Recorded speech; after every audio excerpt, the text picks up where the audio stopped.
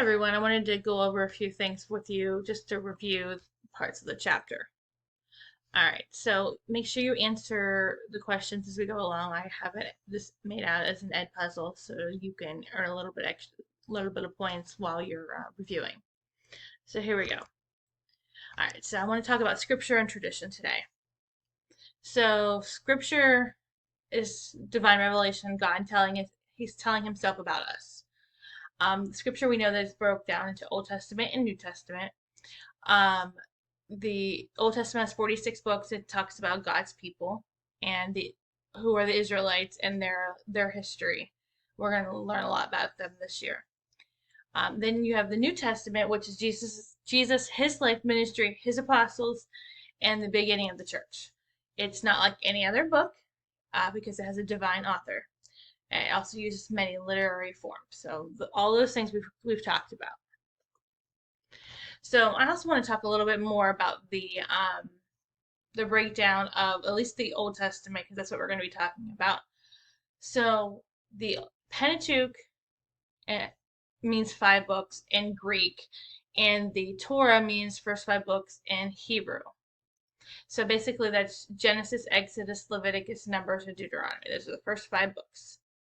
Then you've got historical books, which are basically the history of Israel. So things like the book of Joshua, Judges, Ruth, 1 Samuel, 2 Samuel, 1 Kings, 2 Kings. You get the picture. And then we talk about wisdom books, which are basically advice. So you find like the book of Job, Psalms, Proverbs, Ecclesiastes. Those are some examples of those books. And finally, in the Old Testament, you've got prophetic books.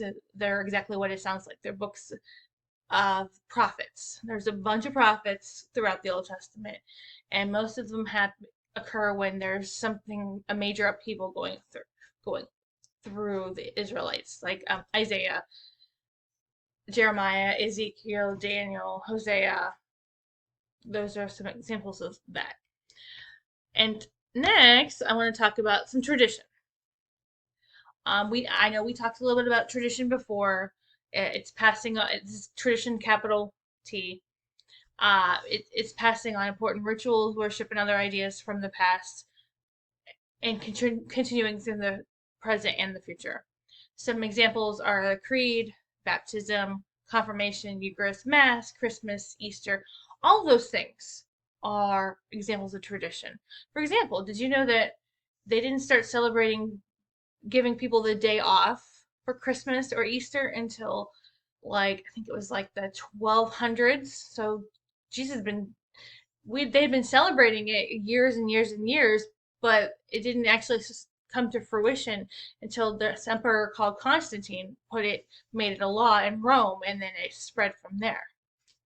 So that's an example of a big T tradition. Okay, so the Magisterium. It's made up of the Pope, who's Pope Francis, and bishops. I was trying to find a picture of our bishop that I could copy and paste, but it didn't quite work. Our bishop is from the Archdiocese of Washington, and his name is Archbishop Gregory, or Archbishop Wilton Gregory. You'll hear his name mentioned in Mass.